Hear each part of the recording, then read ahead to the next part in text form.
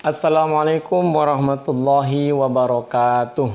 Alhamdulillah, bersyukur kepada Allah Subhanahu wa taala. Salawat dan salam pada Rasulullah. Mudah-mudahan anak mualim semuanya dalam keadaan sehat walafiat. Oke, hari ini kita lanjutkan pembelajaran kita secara virtual ataupun secara daring. Maka dalam hal ini kita akan lanjutkan materi kita, yaitu tentang bakteri, ya. Tentang bakteri. Tentunya kata bakteri ini tidaklah asing bagi kita.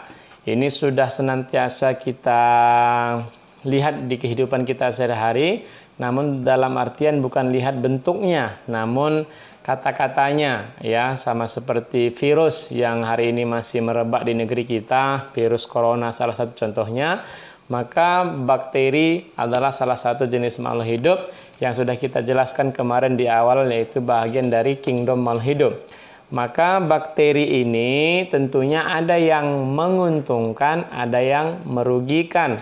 Kita akan bahas satu persatu terkait kepada bakteri itu sendiri. Sekarang kita lihat dulu ciri-ciri bakteri. Bakteri itu ciri-cirinya adalah yang pertama, uniseluler ataupun bersel tunggal, bersifat prokariotik, tidak mempunyai membran inti ataupun membran. Kemudian yang kedua, ukurannya sangat kecil, biasanya berukuran 0,5 sampai 5 milimikro, ya.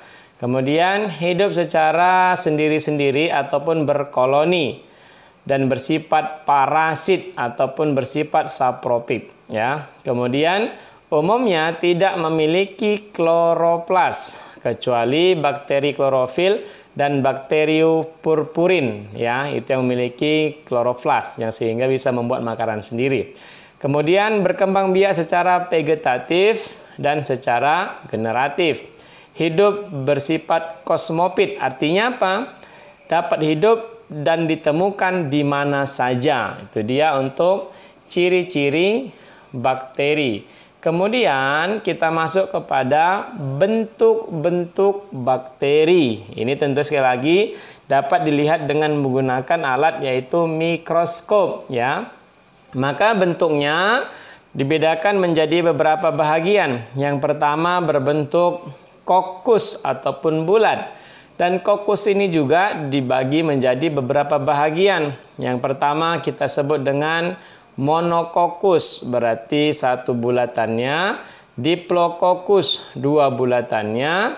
Kemudian staphylococcus, ya.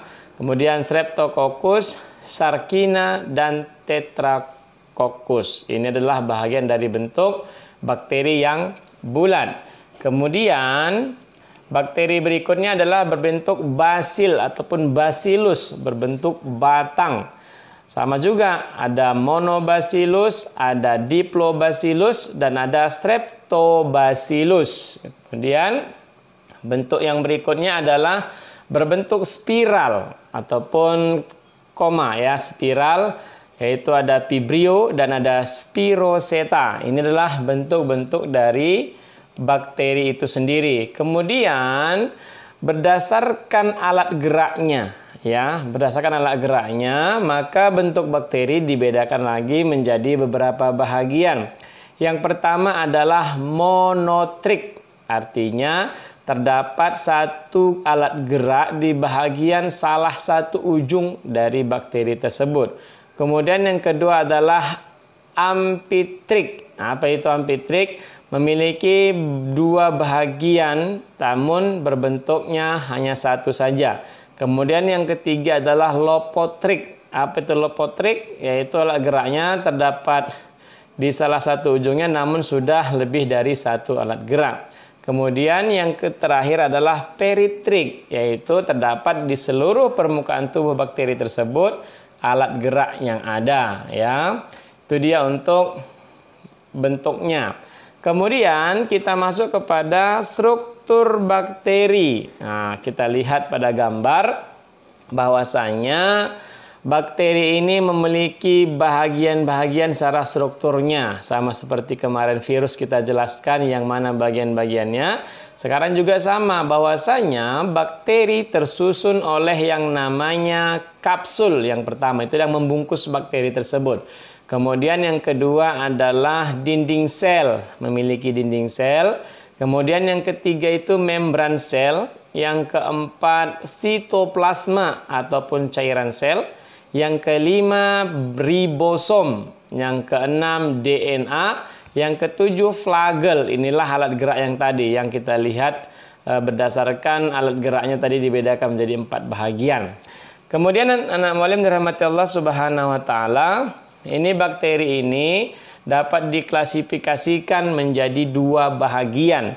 Yang pertama adalah Archaea bacteria. Ya, yang kemudian yang kedua Eubacteria. Ini pada dasarnya kalau kita lihat pembagian kingdom hanya satu sebenarnya induknya, yaitu apa? Monera. Namun karena sudah semakin berkembangnya zaman, berdasarkan perbedaan dan persamaan karakteristik yang ada, maka dapat dibagi 2 bakteri secara umum tadi, yaitu Archaea bacteria dan Eubacteria, di mana kita lihat masing-masing memiliki ciri-ciri ya. Untuk Archaea bacteria, ciri-cirinya adalah uniseluler prokaryotik ataupun tidak memiliki membran inti. Kemudian yang kedua memiliki dinding sel, kemudian mempunyai satu jenis RNA ya, polimerase. Biasanya hidup pada lingkungan ekstrim seperti daerah dengan kadar garam yang tinggi. Reproduksi secara pembelahan biner atau 2 bahagian, pembentukan tunas dan fragmentasi. Kemudian kita lihat untuk yang klasifikasinya berdasarkan tempatnya ini kita lihat halofilik, yaitu hidup di kadar garam tinggi. Contohnya adalah bakteri Halococcus ataupun Halobacterium. Kemudian yang bersifat metagenik, yaitu hidup di lingkungan kurang oksigennya. Artinya apa? Tadi kita katakan bahwasanya bakteri bisa hidup di mana saja. Bahkan yang tidak ada mengandung oksigen pun masih ada mereka hidup, yaitu Methanobacterium. Kemudian yang ketiga lebih unik lagi, ini termoasidofilik, yaitu hidup di daerah bersulfur, ya, bersuhu tinggi dan tingkat keasaman yang tinggi. Contohnya sulfobolus. Artinya ini adalah jenis-jenis bakteri berdasarkan kondisi lingkungannya yang ada ya. Kemudian anak mualim dirahmati Allah Subhanahu wa taala, tadi yang pertama, yang kedua sekarang adalah Eubacteria. Eubacteria ciri-cirinya uniseluler prokaryotik, masih sama ya. Kemudian memiliki dinding sel yang tersusun atas peptidoglikan. Apa itu? Yaitu gula dan protein. Nah, kemudian ukuran tubuhnya 1-5 mikron. Kemudian apabila berada di lingkungan yang kurang menguntungkan akan membentuk endospora. Inilah yang perkembangbiakan secara vegetatifnya. Kemudian ada yang memiliki flagel dan ada juga yang tidak memiliki flagel. Berarti ada yang memiliki alat gerak dan ada yang tidak memiliki alat gerak. Berkembang biak secara membelah diri dan konjugasi ataupun perkawinan 2 individu yang belum diketahui jenis kelaminnya. Kemudian dapat mensekresikan lendir di permukaan dinding selnya.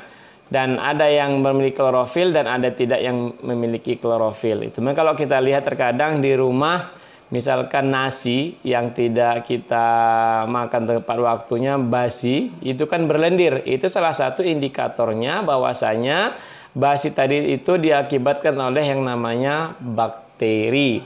Kemudian anak mualim dirahmati Allah Subhanahu wa taala, bahwasanya bakteri ini ada yang menguntungkan dan ada yang merugikan. Namun untuk bakteri yang menguntungkan dan merugikan kita akan jelaskan di pertemuan berikutnya. Mungkin ini saja yang dapat mualim sampaikan. Lebih kurang mohon maaf. Assalamualaikum warahmatullahi wabarakatuh.